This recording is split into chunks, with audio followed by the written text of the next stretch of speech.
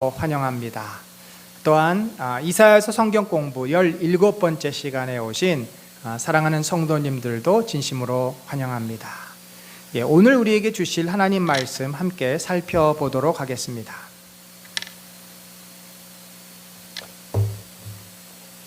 오늘 우리가 살펴볼 본문은 이사야서 55장 1절로 3절, 회복으로 초대하시는 여호와. 우리 함께 읽어보도록 하겠습니다. 오라, 너희 모든 목마른 자들아 물러 나아오라. 돈 없는 자도 오라. 너희는 와서 사 먹되 돈 없이 값없이 와서 포도주와 젖을 사라. 너희가 어찌하여 양식이 아닌 것을 위하여 은을 달아주며 배부르게 하지 못할 것을 위하여 수고하느냐. 내게 듣고 들을지어다. 그리하면 너희가 좋은 것을 먹을 것이며 너희 자신들이 기름진 것으로 즐거움을 얻으리라. 너희는 귀를 기울이고 내게로 나와 들으라. 그리하면 너희의 영혼이 살리라. 내가 너희를 위하여 영원한 언약을 맺으리니 곧 다윗에게 허락한 확실한 은혜이니라. 아멘. 자, 여러분, 저희가 지금 이사야서 이제 마지막 부분에 도달했습니다. 이사야서가 66장에 이르는 굉장히 긴 방대한 내용을 담고 있습니다.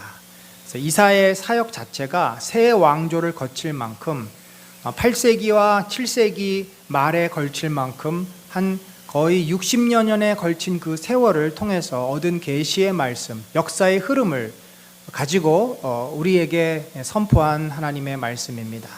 따라서 이사야는 그 시대에게 주신 말씀일 뿐만 아니라 오는 세대, 곧 예수 그리스도를 기다렸던 AD 10년, 20년, 30년 예수님이 태어나오기 그 전후의 시대 사람들에게 뿐만 아니라 더 나아가서 앞으로 오게 될 세대, 앞으로 만나게 될 세대를 위한 하나님의 말씀이기도 합니다.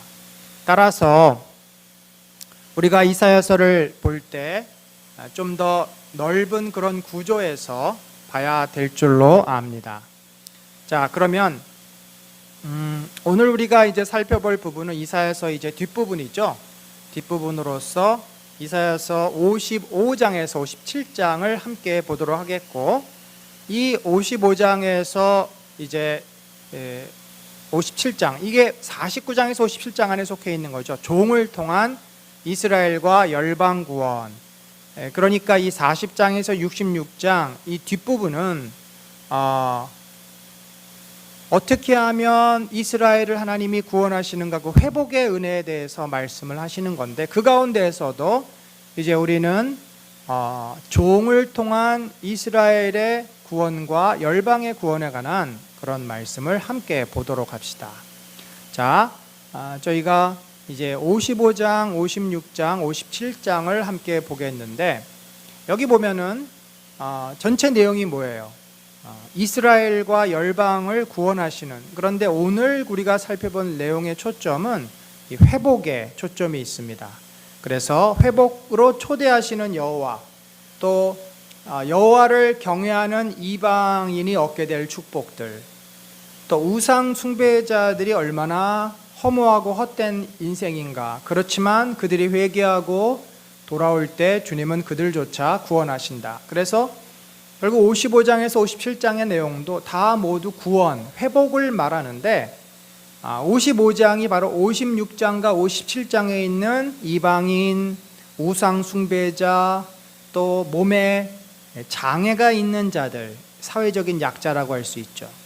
이런 모든 사람들을 향해서 초대하시는, 초청하시는 내용이 바로 55장인 것입니다. 자, 여러분, 그러니까 우리가 55장을 볼 때 56장과 7장에 나온 사람들을 마음속에 염두에 두면서 이 55장을 읽으시면 좋겠죠. 56장은 누가 나오냐? 이방인이 나오고요.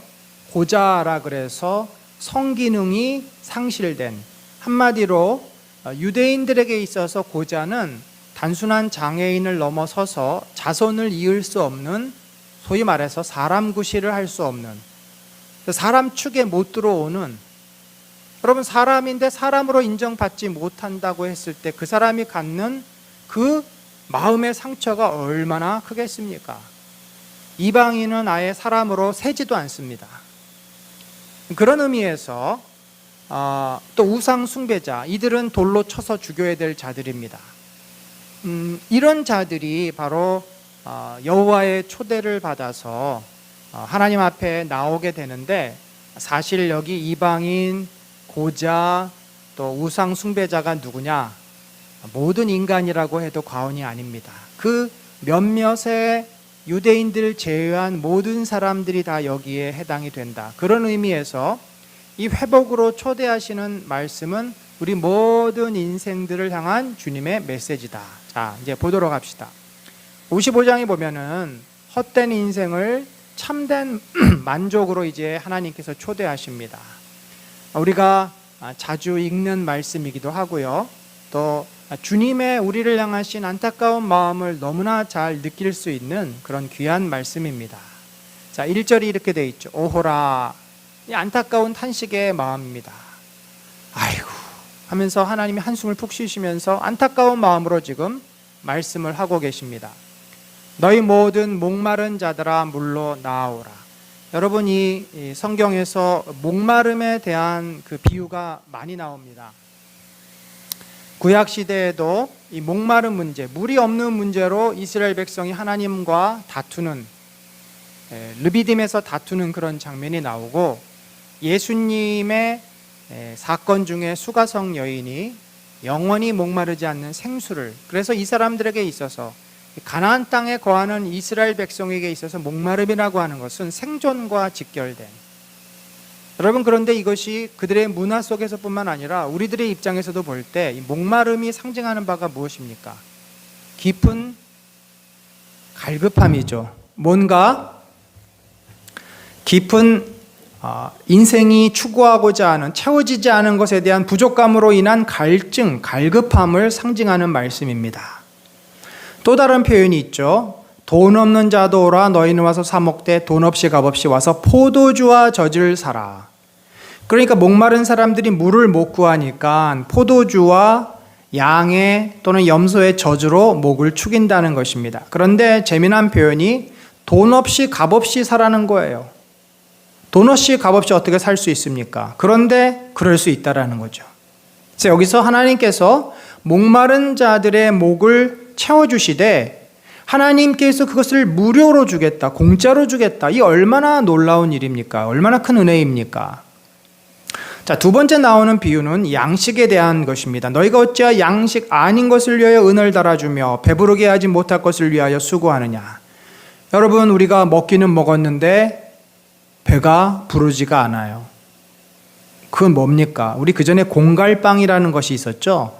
배가 뚱뚱해가지고 막상 먹어보면 속이 텅 빈, 그래서 얼마 양이 되지 않는 공갈빵. 아무리 먹어도 배가 부르지 않고 만족이 되지 않는.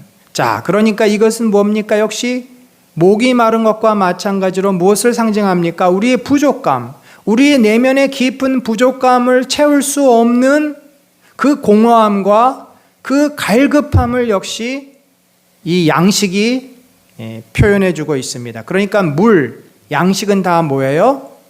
우리의 인간이 갖고 있는 깊은 내면의 부족감을 채워주기 위해서 인간이 추구하고 있는 어떤 대상들. 자, 신약에 와서는 예수님이 자신이 뭐라 그러셨습니까? 나는 너희에게 영원한 생명의 물을 주는 생수다. 나는 너희가 영원히 배고프지 않게 하는 생명의 떡이다. 자, 어떻게 보면은 이 이사야서 55장 1절 2절의 이 문제의 제기에 대한 답이 바로 예수 그리스도 자신에게 있습니다. 자, 그것이 어떻게 이루어지는지, 어떻게 예언되고 있는지를 이제 55장에서 풀어내고 있습니다. 그러니까 예수님은 오셔서 괜히 자기 자신을 내가 생수다, 내가 생명의 떡이다, 또 제자들에게는 포도주와 또 떡을 통해서 이것이 내 몸이고 이것이 내 떡이다라고 말을 한 것이 아닙니다. 이것은 이미 하나님께서 구약 이사야를 통해서 예언하신 말씀이고, 그것이 어떻게 예수 그리스도에게서 성취되었는지를 예수님 자신이 드러내시는 것이고, 이것을 통해서 온 이스라엘 백성 그리고 새 이스라엘인 교회와 언약을 맺으십니다. 자, 그런데 우리가 오늘 이 부족감을, 갈증과 배고픔을 해결할 수 있는 그 내용이 실제적으로 무엇인가를 봤을 때 의외의 표현이 나옵니다. 뭐라 그러냐면 너희가 이제 내게로 나오라는 거죠. 그럼 내가 이 양식을 주겠다, 물을 주겠다는 거 아닙니까? 그런데 내게 듣고 들을지어다. 뭘 들으라는 건가? 내게 와서 듣고 들으면 너희가 좋은 것을 먹을 것이며 기름진 것으로 즐거움을 얻으리라. 무슨 말씀하시는 것을 들으면 그 다음에 쌓아놓았던 물과 양식을 주시나? 과연 그런 내용일까요? 다음에 어떻게 표현되어 있을까요?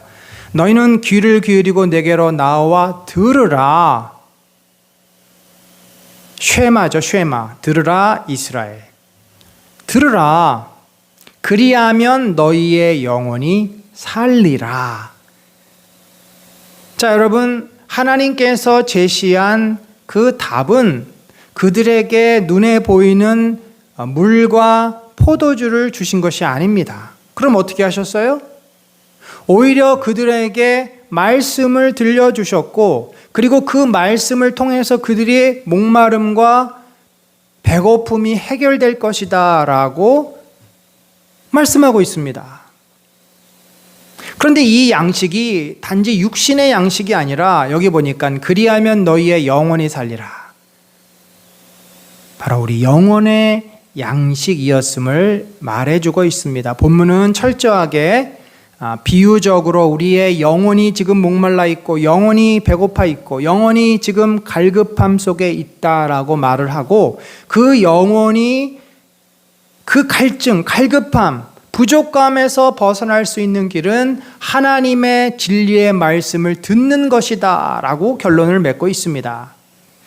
그랬을 때 하나님과 이스라엘 사이에 무엇이 세워집니까? 영원한 언약이 세워져요. 이 영원한 언약은 하나님께서 그들의 영혼에 끊임없이 생수와 이 생명의 떡을 공급해 주시겠다고 하는 약속입니다. 여러분, 우리가 맛집이라는 것이 있죠.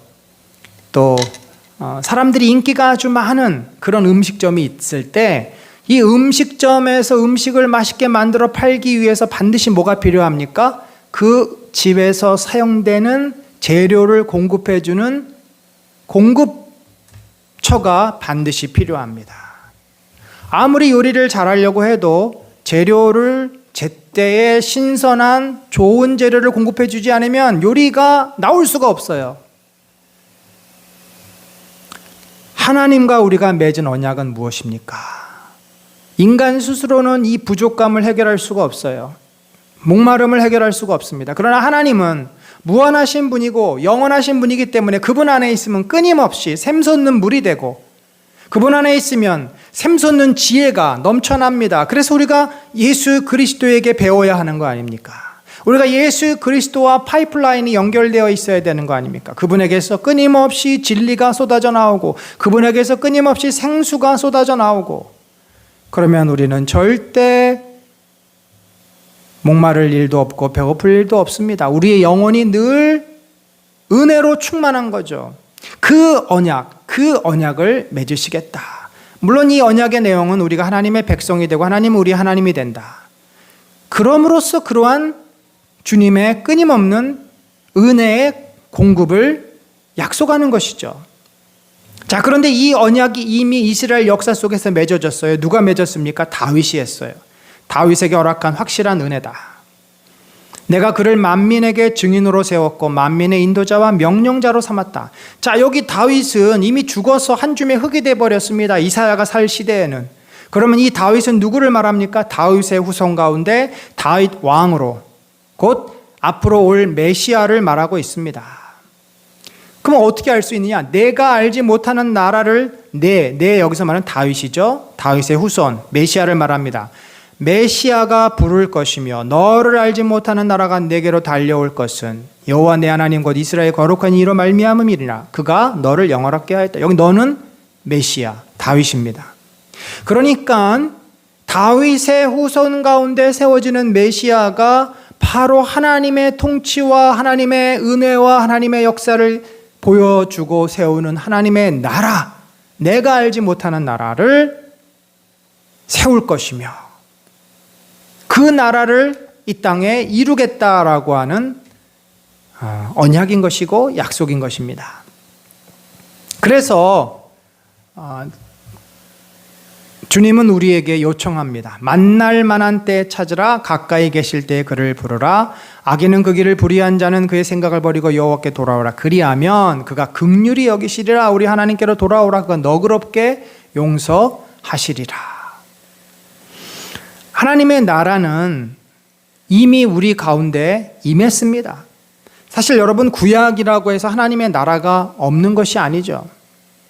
구약 시대에도 하나님의 나라가 이미 있었어요. 하나님의 통치가 있었습니다. 늘 하나님을 찾는 자에게 주님은 응답하셨어요. 그런데 사람들이 하나님께 나아가지 않았을 뿐입니다. 자, 그러면 우리가 왜 하나님께 나아가서 하나님의 진리의 말씀을 들어야 할까요? 이는 내 생각이 너희의 생각과 다르며 내 길은 너희의 길과 다름이라. 자, 여러분 생각해 보십시다. 하나님과 우리가 만약에 비슷하다면 우리가 하나님을 믿을 필요가 있을까요? 만약에 하나님이 생각해내시는 어떤 인생의 문제 해결, 그 지혜가 우리가 생각하는 인생의 문제 해결과 비슷하다면 우리가 굳이 하나님을 하나님으로 신뢰하고 따르고 의지하고 우리의 생명을 바칠 이유가 뭐가 있겠습니까? 우리나 그분이나 삐까삐까한데. 그러나 어떻죠? 하나님과 인간은 비교 불가의 대상입니다. 이는 하늘이 땅보다 높은 것이. 자, 하늘이 땅으로부터 얼마나 떨어져 있어요? 우리가 측량할 수 없습니다. 우리가 하늘이라고 하는 공간은 10km, 20km, 50km 아니죠. 우리가 우주로 나가는 거잖아요. 그러니까 하늘과 땅의 높이는 측정 불가, 무한대입니다. 하늘이 땅보다 높음같이 내 길은 너희의 길보다 높으며 내 생각은 너희의 생각보다 높음이니라. 자, 그러니까 인간과 하나님은 절대적인 차이가 있기 때문에 우리가 하나님을 철저하게 의지하지 않을 수 없습니다. 그러니까 이게 사실인데 왜 사람들은 이것을 깨닫지 못하는지 안타까울 뿐입니다. 맞잖아요. 신이라는 존재는 완벽한 존재고 인간보다 비교도 안 될 만큼 모든 면에서 뛰어나신 존재입니다. 우리가 그래서 전지전능, 모든 것을 아시고 모든 것을 하실 수 있다. 그래서 그분이 아시는 것, 그분이 하신 것의 일부를 성경이 기록하고 있어요. 그런데 사람들은 희한하게 그걸 안 믿어요. 하나님이라는 존재를 안 믿어요. 하나님이 전지전능하다는 걸 인정하지 않아요. 그 참 희한한 일입니다. 분명히 하나님이 존재하시기 때문에 인간도 있는 거고 이 세상도 있는 건데, 아니 그러면 우리가 어디서부터 왔다는 말이에요? 그 말도 안 되는 아메바부터 시작이 되고 우주의 폭발을 통해서 되고, 우리가 알고 있는 과학 지식으로도 그건 설명이 안 되는, 그 과학의 논리하고 역행하는 것으로 자꾸 설명을 하려고 하는데 이게 억지밖에는 되지가 않는 거죠. 그러니까 설명이 다 됐으면 모든 사람들이 그 이론을 따르죠. 설명이 안 되니까 다 안 받아들이는 거예요. 그러나 계속 주장해요. 계속 이야기해요. 억지입니다. 하나님의 이 위대하심, 크심은 우리가 인정해야 합니다. 그것을 인정하는 자, 보는 자가 하나님 앞에 나아가서 은혜를 받을 수 있습니다.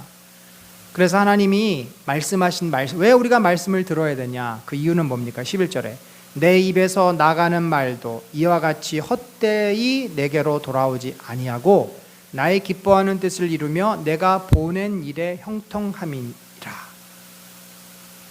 참 이 말을 의인화시켰죠. 내게로 헛되로 돌아오지 않는다. 말이 헛되이 공허하게 공수표를 날리듯이 그렇게 되지 않는다는 거죠. 하나님이 말씀하신 것은 반드시 이루어지고 하나님이 약속하신 것은 반드시 성취된다는 것입니다. 성경을 보면요, 구약으로부터 예언됐던 모든 말씀이 신약에 어떻게 성취되었는지가 쭉 나와 있어요. 그리고 우리가 하나님을 믿고 그분의 약속대로 살면 그 약속이 주시는 놀라운 결과물들이 우리 삶에 그대로 드러납니다. 우리가 그것을 간증하지 않습니까? 그래서 우리는 인간이 하는 말이 맞을 수도 있지만 틀리는 경우가 훨씬 더 많습니다. 변수가 너무 많아요. 우리는 미래를 예측할 수도 없고 모든 것을 다 알지도 않습니다. 지엽적인 거 하나 알고서 그냥 그렇게 하는 거예요. 그래서 얻어 걸린다라는 표현을 많이 씁니다. 확률과 통계로 삽니다. 그것이 인간이죠. 그래서 우리는 하나님의 그 진리와 말씀을 들었을 때 거기에서 놀라운 하나님의 약속이 성취되는 경험을 하게 된다.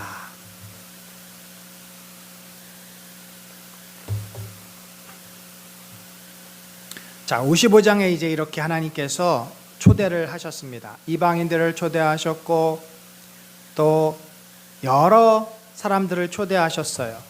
그때 그 초대에 응해서 나온 자들이 있습니다. 자, 바울이 이제 소아시아로 갑니다. 이고니온과 루스드라와 더베와 또 이렇게 쭉 돌고 나중에는 소아시아에서 빌립보로 넘어갑니다. 빌립보, 데살로니가, 또 고린도, 아덴 이렇게 쭉 돌면서 나중에 로마까지. 그리고 그들에게 뭘 전했어요? 바로 너희의 이 목마름을 해결할 수 있는 살아계신 구세주가 있다. 너희가 믿는 신이 아니라 진정으로 이 세상을 창조하신 신이 있다. 그분이 예수 그리스도다. 그분을 믿으면 너희의 인생이 변하게 된다. 복음을 전했습니다. 그래서 그 복음을 듣고 나온 이방인들이 있었어요. 그래서 그들이 하나님을 믿고 신뢰하고 예수 그리스도를 받아들입니다. 그들 가운데 그렇게 반응하는 자들이 바로 이 자들인데, 안식일을 지켜 더럽히지 아니하며, 구약의 안식일 개념은 신약의 예수 그리스도가 부활하신 날 주일로 바뀝니다. 그의 손을 금하여 모든 악을 행하지 아니하며, 안식일을 지킨다라는 것은 기본적으로 하나님을 경외하는 자라는 거죠. 하나님을 경외하는 자만이 주일에 온전한 예배를 드립니다. 손을 금하여 모든 악을, 손이라고 하는 것은 인간의 행동을 상징하는데 이제 악한 행동을 하지 않는다라는 말입니다. 이와 같이 하는 사람은 이와 같이 굳게 잡는 사람은 복이 있다. 이방인 가운데 안식일을 지키고 악행을 행하지 않는 사람이 복이 있다. 또 다른 표현이 있습니다. 여호와께 연합한 이방인은 말하기를 여호와께서 나를 그의 백성 중에서 반드시 갈라내시리라 하지 말며, 고자도 말하기를 나는 마른 나무라 하지 말라. 자, 여호와께서 초대한 사람 중에 이방인이 있고 고자가 있습니다. 그래서 이방인이라고 해서 갈라내신다. 너희는 구원의 은혜 안에 들어올 수 없어. 유대인만 구원받는다 라고 말하지 말라는 거죠. 그런데 이 말이 지금 언제 합니까? BC 700년 전에 말한 거예요. 그 당시에 이방인들은 개, 돼지만큼도 못하게 취급했을 시대에 하나님께서 이사야를 통해서 이방인이 얼마나 소중한 존재인지, 사실 아브라함에게부터 예언한 말씀이잖아요. 열방이 복을 얻으리라. 고자는요, 자녀를 낳을 수 없지 않습니까? 그러니까 이 사람은 유대인의 회에 들어올 수가 없어요. 정식 성인으로 인정받지 않습니다. 그래서 진 밖에 나가야 됩니다. 그래서 이것은 저주받은 자로 굉장한 마음의 상처를 갖고 삽니다. 근데 그를 그렇게 무시하고 경멸하지 말라는 거죠. 그도 하나님께서 사랑하시는 한 인격이라는 것입니다. 자, 앞에 이제 이방인들이 안식일을 지키는 자가 이제 하나님의 그 초대 앞에 응한 자이고 그도 은혜를 받을 것이다. 그렇다면 두 번째 나온 자가 누구예요? 나의 안식일을 지키며 내가 기뻐하는 일을 선택하며 나의 언약을 굳게 잡는 고자들에게는, 몸에 장애가 있고 자식을 낳을 수 없고 인간 대접을 못 받는다 할지라도 그가 여호와를 경외해서 주일을 지키고 안식일을 지키고 하나님께서 기뻐하시는 일을 하고 언약, 그의 말씀을 붙잡는 자들은 어떤 축복이 주어집니까? 놀라운 축복이 주어집니다. 내가 내 집에서 내 성 안에서 아들이나 딸보다, 자, 이들은 정통 유대인들이죠.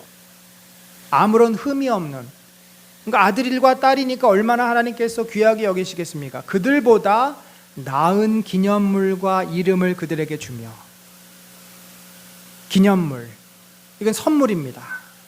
그들에게 고자들에게, 이방인들에게 더 큰 은혜를 주시겠다는 겁니다. 그것이 뭐예요? 성령의 충만한 역사. 유대인들에게는 성령의 충만한 역사가 오순절 다락방에서 경험되는 것 외에는 그 공동체에 임하지 않았습니다. 그러나 하나님께서는 이 이방인들에게 끊임없이 성령의 충만한 역사를 주세요. 이름을 그들에게 주며, 어떤 이름을 줬습니까? 하나님의 자녀. 유대인들은 하나님이라는 그 이름조차 떠오르지 못했어요. 굉장히 하나님을 두려워만 합니다. 그러나 이방인들은 하나님의 자녀요, 하나님의 백성이요, 예수 그리스도의 제자요, 그 영광스러운 이름을 주겠다. 그래서 영원한 이름 아닙니까? 우리가 하나님의 자녀로, 하나님의 백성으로. 그래서 이 초대에 응하는 이방인과 고자들이 이렇게 엄청난 축복을 얻게 될 것이다. 또 이방인들에게 또 어떤 복을 더 주십니까? 여호와와 연합한다는 말은 하나가 된다는 거잖아요. 예수님이 많이 쓰시는 말씀입니다. 내가 너 안에, 너가 내 안에. 그래서 포도나무 비유를 통해서 진정한 연합이 무엇인지를 말씀해 주셨고, 또 제자들에게 너희가 서로 사랑하라. 서로 사랑하라. 이 연합이라는 것은 서로 사랑할 때 이루어지는 겁니다. 바울은 교회가 어떤 곳인가? 그리스도의 몸이다, 연합체다 라고 말을 합니다. 운명 공동체다. 사랑하며 돌보며 견디며 함께 가는 것이다. 그래서 이 여호와와 연합한 자들은 그를 섬기며 여호와의 이름을 사랑하며 그의 종이 되며 안식일을 지켜 더럽히지 아니하며 나의 언약을 굳게 지키는 이방인. 고자나 이방이나 다 똑같습니다. 하나님과 연합해서 그를 진심으로 섬기고 사랑하고 그의 종이 된다는 것은 섬긴다는 말이잖아요. 그래서 예배를 섬기고 하나님의 뜻대로 순종하며 살고자 하는 자들, 그런 자들이 축복을 받게 되는데, 내가 곧 그들을 나의 성산으로 인도하여 기도하는 내 집에서 그들을 기쁘게 할 것이다. 여러분, 기도하는 내 집 어디서 많이 들어보지 않았습니까? 그들의 번제와 희생을 나의 제단에서 기꺼이 받게 되리니 이는 내 집은 만민이 기도하는 집이라 일컬음이 될 것임이라. 유대인들은 성전에 와서 기도를 했습니다만, 그 성전 앞마당까지 들어가서 기도할 수 있었던 것은 유대인들만이 할 수 있었습니다. 이방인들과 여자들은 그 성전 앞마당까지 들어가지를 못했어요. 그러니까 그들은 기도하고 싶어도 성전 앞으로 갈 수가 없습니다. 그런데 하나님께서 성전을 주신 궁극적인 목적은 유대인만 예배하고 유대인만 제사하고 유대인만 기도하기 위해서가 아니라 만민이 기도하고 이방인들도 제사를 드리도록 하신 것이 성전의 궁극적인 목적이다. 그러니까 어떻게 보면은 모세오경에서는 전혀 나와 있지 않는 말입니다. 이 모세오경이 갖고 있는 기본적인 하나님의 뜻을 선지서에서 풀어내는 것이죠. 선지서가 모세오경의 의미를 확대 해석을 합니다. 에스겔은 어떻게 성전을 나중에 표현했습니까? 그가 에스겔이 말한 성전은 상징, 심볼로 이 성전이 얼마나 큽니까? 그래서 동쪽에서부터 서쪽에서부터 물이 흐르고, 그래서 이방인들까지 나중에 성전에 몰려들 것임을 그가 상징으로 묘사를 하고 있습니다. 여러분, 내 집은 만민이 기도하는 집이다. 이 말을 누가 쓰셨죠? 예수님께서 십자가에 잡히시기 그 일주일 전에 예루살렘 성 들어가셔서 처음으로 하신 것이 성전에서 비둘기 파는 자, 돈 바꾸는 자, 이런 자들을 쫓아내시고 성전을 정화하신 것입니다. 그때 명분이 뭐였나? 내 집은 만민이 기도하는 집인데 너희가 이곳을 강도의 구렬, 강도의 소굴로 만들었다. 예수님이 십자가에 돌아가신 궁극적인 이유가 성전이 만민이 기도하는 집, 곧 이방인들까지 구원해서 그들로 하여금 하나님과 연합하도록 하기 위해서입니다. 그러니까 지금 이게 55장에서 56장이 지금 일괄되게 하나님께서 메시아를 통해 이루실 만민에 대한 회복, 이방인과 사회적인 약자와 그런 자들을 어떻게 회복하실 것인지를 말씀하고 있습니다. 마지막 57장입니다. 57장은 가장 이제 극악한 죄인들, 이방인들, 고자, 이 사람들은 존재 자체가 자격이 없었어요. 죄인이어서가 아니라 이방인은 언약의 그 혈통에서 끊어진 자였습니다. 고자는 태어날 때부터 혹은 사고로 문제가 발생해서 여호와의 그 성회에 들어올 수가 없어요. 그런데 이 우상 숭배자는 아주 의도적으로 하나님을 거부하고 하나님을 떠났고 하나님 대신에 다른 신을 섬기면서 악행을 저지른 자입니다.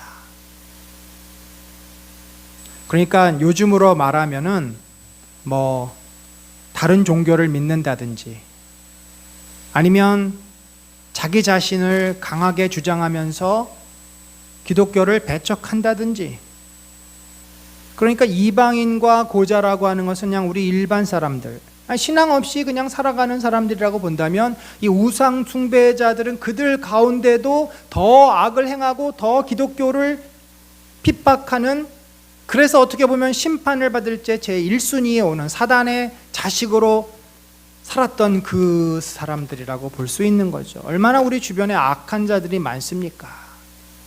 자기 욕심 채우기 위해서 남을 짓밟는 사람들이 얼마나 많습니까? 부도덕한 사람들이 얼마나 많습니까?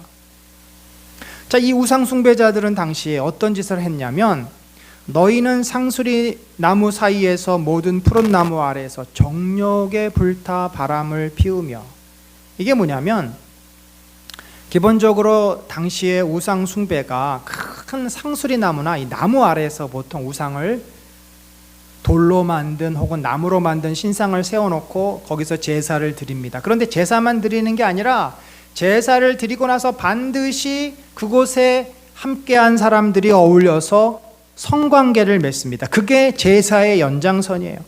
왜냐하면 바알과 아세라가 뭐예요? 다산과 풍요를 상징하는 신들입니다.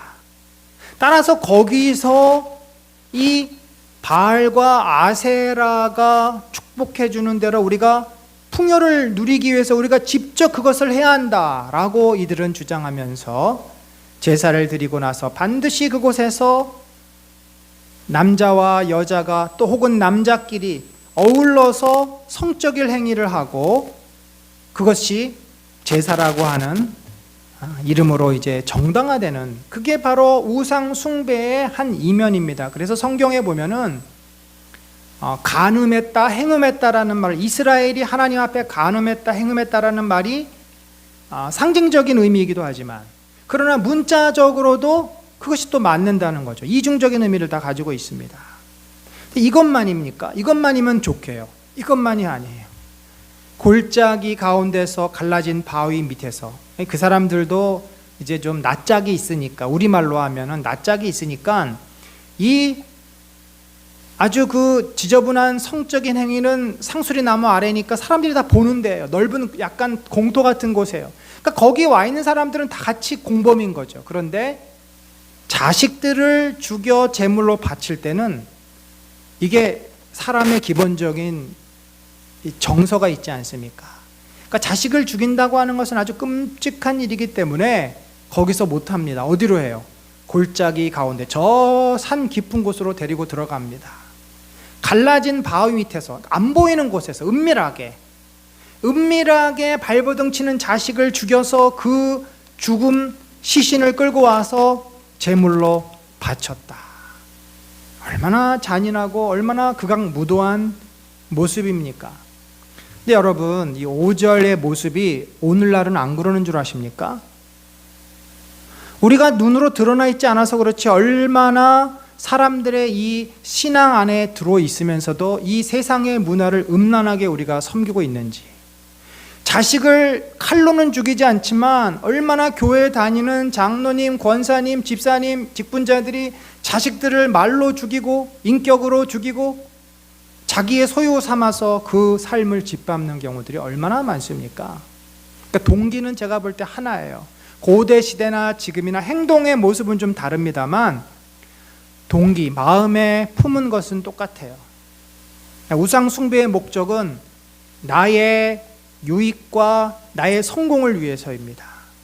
자식을 제물로 바치는 이유도 뭐예요? 다 나의 이익을 얻기 위해서. 그러니까 자식도 우상도 다른 사람도 모두 다 뭡니까? 내 목적을 이루는 수단에 불과해 비인격적인 그런 대상들입니다. 그러니까 악을 행하고도 양심의 가책이 없어서 소위 우리가 사이코패스라고 하는 사람들이 양심의 가책이 완전히 없는 감정이 없는 사람들이잖아요. 고대 시대에는 이거를 응당 그렇게 하는 것으로 알았지만 이 시대에는 눈으로 드러나게는 하지 않지만 마음으로 양심이 화인맞고 감정이 죽어서 얼마든지 이런 죄를 범하고 살 수가 있다는 거죠. 거기다가 그들이 섬기고 절하는 우상은 뭡니까? 골짜기에 매끈한 돌들을 가져다가 그것들을 신으로 떠받들었다. 이게 얼마나 어리석은 짓입니까? 내가 그것들에게 술을 부어 바치고 또 곡식 제물을 바쳤다. 내가 너희의 그런 꼴을 보았으니 내가 어찌 기뻐하겠느냐? 하나님의 마음이 얼마나 시커멓게 타 들어가셨겠습니까? 심지어 그들은요, 신들을 찾아 나선 여행길이 고되어서 지쳤으면서도 너는 헛수고라고 말하지 않는구나. 오히려 너는 우상들이 너에게 새 힘을 주어서 지치지 않았다고 생각하는구나. 아주 그 영험한 어떤 절이 있다. 그곳에 가서 기도하면 다 응답 받는다더라. 저 대구의 팔봉산인가요? 거기에 있는 절에 가서 기도하면 소원을 이루어진다더라. 그러니까 몇 시간에 걸쳐서 대구까지 가가지고 몇 시간에 걸쳐서 그 산에 올라가서 정성을 다해서 절을 하고 봉양을 하고 다 하고 얼마나 피곤하고 지치겠습니까? 아니야, 나 안 피곤해. 나 이제 절했으니까 반드시 될 거야. 사람들은 또 성지순례를 갑니다. 우리만 성지순례가 있는 게 아니에요. 이 무슬림들은요, 지하드라 그래가지고 성지를 반드시 평생 한 번 도는 것이 그 사람들의 소원입니다.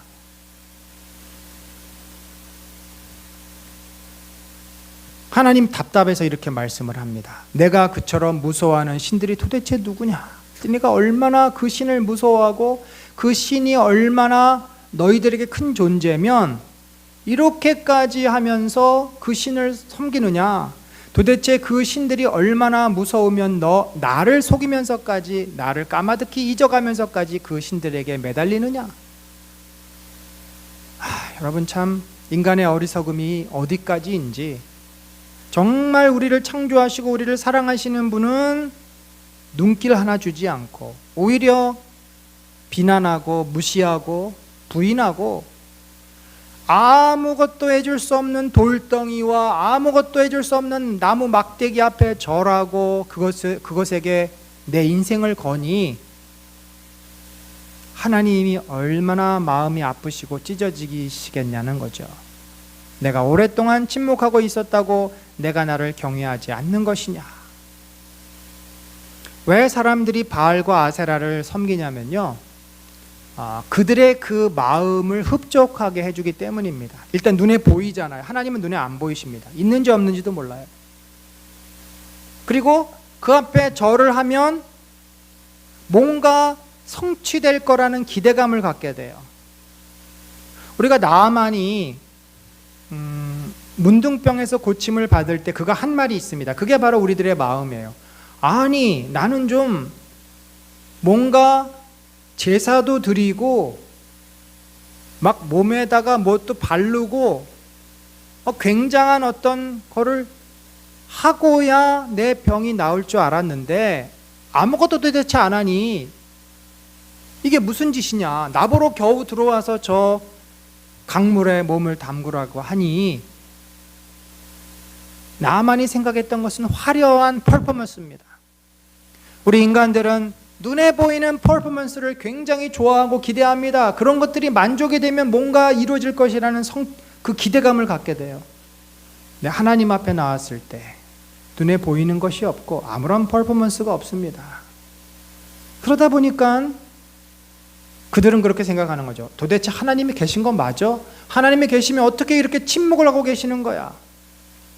그리고 그들은 조급한 마음에 저 옆 마을에서 큰 제사가 있다고 하니까 거기를 또 쪼르륵 하니까 얼마나 화려합니까? 얼마나 쉽게 말하면 보암직합니까? 얼마나 먹음직합니까? 거기에 마음이 뺏기는 겁니다. 그러나 우상은 어때요? 너의 우상들이 너를 돕지 못할 것이다. 당연하죠. 어떻게 우상이 인간을 돕습니까? 너의 우상들에게 살려달라고 부르짖어 보아라. 오히려 바람이 우상들을 날려버릴 것이며 입김이 그것들을 쓸어버릴 것이다. 그러나 자, 이제 여기서부터 이렇게 우상을 숭배하는 자들, 이렇게 세상의 권력을 믿고 돈을 따르고 내 힘을 의지하고 불교 사원에 가서 절을 하고 점을 보러 다니는 그런 사람들, 그리고 사람들은 완전히 무시하고 목적으로 생각하지 못하고 수단으로 여겨서 인격을 무시하고 짓밟고 남의 것을 빼앗는 것을 아무렇지도 않게 여기는 사람들, 이 시대에 얼마나 많은 우상 숭배자 악인들이 있습니까? 그러나 그런 자라 할지라도 나에게로 피하여 오는 사람은 땅을 차지하여 거기에 살고 나의 거룩한 성전에서 나를 예배할 것이다. 여러분, 이게 바로 하나님의 마음입니다. 아무리 우상을 숭배하고 하나님을 거역해도 사실 탕자가 이런 삶을 살지 않았습니까? 아버지의 둘째 아들이 결국은 우상을 숭배한 것입니다. 쾌락의 우상을 숭배하고 그가 먼 나라 가서 뭐 했겠어요? 허랑방탕하고 쾌락을 추구하고 그렇게 살고 오지 않았습니까? 그럴지라도 나에게로 피하여 오는 자, 이것이 헛되다는 것을 깨달았고, 내가 아무리 해도 목마르구나, 아무리 해도 배고프구나, 이것은 나에게 진정한 만족을 줄 수 없다라고 깨닫고 돌아오는 자는 땅을 차지한다. 하나님의 나라에 들어오게 된다는 말입니다. 하나님은 그분의 마음을 이렇게 표현하십니다. 내가 비록 높고 거룩한 곳에 있으나 겸손한 사람과도 함께 있고 잘못을 뉘우치고 회개하는 사람과도 함께 있다. 참 귀한 아주 복된 약속이십니다. 하나님이 멀리 계시는 것 같고 우리 눈에는 안 보이지만 하나님은 항상 우리와 함께 하십니다. 어떤 사람에게? 겸손한 사람, 또 잘못을 뉘우치고 회개하는 사람, 그가 진정으로 납작 엎드려서 통회하고 자복하고 마음이 심령이 가난하고 애통하는 자에게 함께 하시겠다. 그를 긍휼히 여겨주시겠다는 거죠. 성령께서 그런 자의 마음을 두드리십니다. 겸손한 사람과 함께 있으면서 그들에게 용기를 북돋워 주고 회개하는 사람과 같이 있으면서 그들의 상한 마음을 아물게 하여 준다. 나는 사람들과 끝없이 다투지만은 않는다. 한없이 분을 품지도 않는다. 사람에게 생명을 준 것이 나인데 내가 그들과 끝없이 다투고 한없이 분을 품고 있으면 사람이 어찌 견디겠느냐. 이게 아버지의 마음이죠. 자식을 낳게 했으면 아무리 자식이 정말 개망나니로 살아도 결국은 그 자식을 또 데려다가 용서하고 또 그를 품는 것이 그 부모의 마음이 아니겠습니까? 계속해서 잘못했다고 매질을 하고 그를 감옥에 가두고 괴롭히면 결국 죽고 말지 않겠습니까? 하나님은 그렇게 인생을 심판하시기 전에 그가 회개하고 돌아오고 회복하기를 기다리고 계신다라는 것이 하나님의 마음인 거죠. 그래서 이제 이렇게 선포하십니다. 사람의 소행이 어떠한지 내가 보아서 다 알고 있다. 다 아셔요. 우리가 얼마나 죄인인지, 우리가 얼마나 이기적인지, 얼마나 악한지, 우리 마음에 얼마나 더럽고 추하고 나밖에 모르고 남을 우습게 생각하고 비난하고 미워하고 다 아시는 겁니다. 하나님은 다 아세요. 하나님이 그걸 몰라서 우리를 부르시고 우리를 은혜로 채우시는 게 아니라 아시지만, 하나님은 어떤 분입니까? 의사 같은 분 아닙니까? 치유자 아니십니까? 나는 그들을 고쳐주겠다. 우리의 더러운 거, 악한 거, 부족한 거, 고자된 거, 이 모든 것을 다 받아주시지만 그러나 결국 그것이 고쳐지는 것이 주님의 우리를 부르신 목적이다.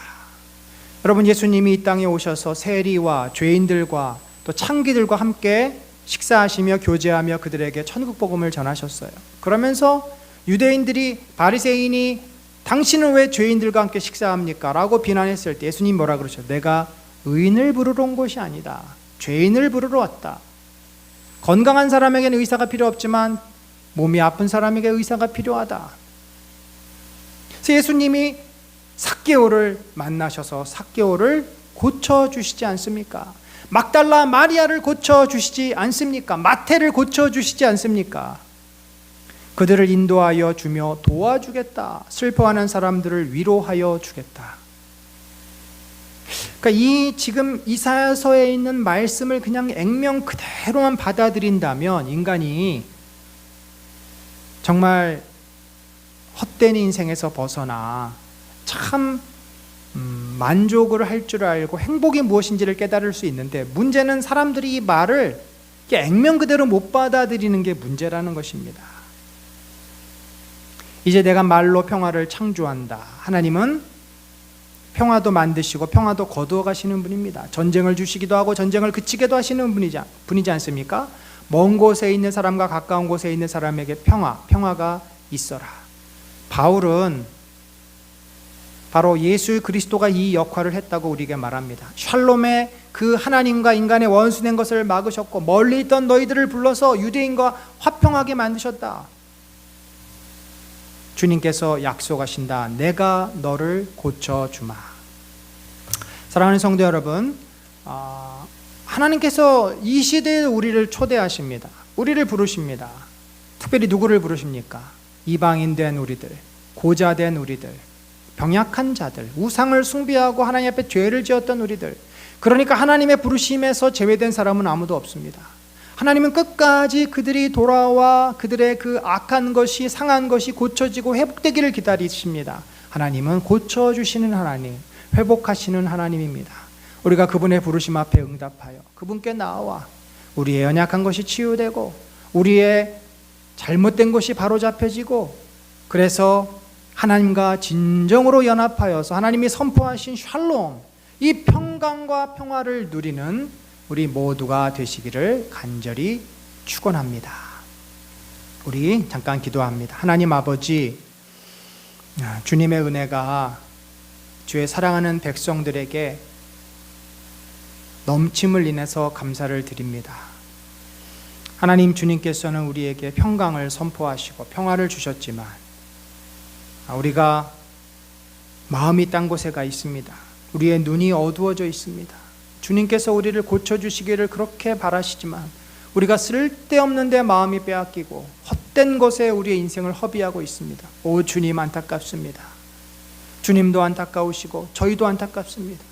하나님, 인생을 헤매고 있는 많은 영혼들을 불쌍히 여겨주시고 우리 사랑하는 성도들 자신의 문제를 바라보고 이 문제를 주님께 내어 맡겨 진정한 치유와 회복의 경험을 하고, 이제 우리 눈을 들어 옆에 있는 자들, 주변에 있는 자들, 가족들, 아직도 주님을 몰라 세상의 헛된 것에 계속 괴로워하고 마음 아파하고 허무해하는 저들을 주님께로 인도해서 내가 너희를 고치리라, 내가 너희를 치유하리라, 내가 너희를 회복하리라고 외치시는 주님께 인도하여 진정한 회복과 치유와 구원의 역사가 우리와 우리 주변에 있는 모든 사람들에게 넘쳐나도록 축복하여 주시옵소서. 지금은 우리 구주 예수 그리스도의 놀라우신 은혜와 하나님 아버지의 무한하신 사랑과 성령님의 감화 감동 교통하심이 회복하시는 하나님으로 온전히 바라보며 믿음으로 나오기를 소원하는 심령 위에 지금부터 영원까지 함께 하실지어다. 아멘.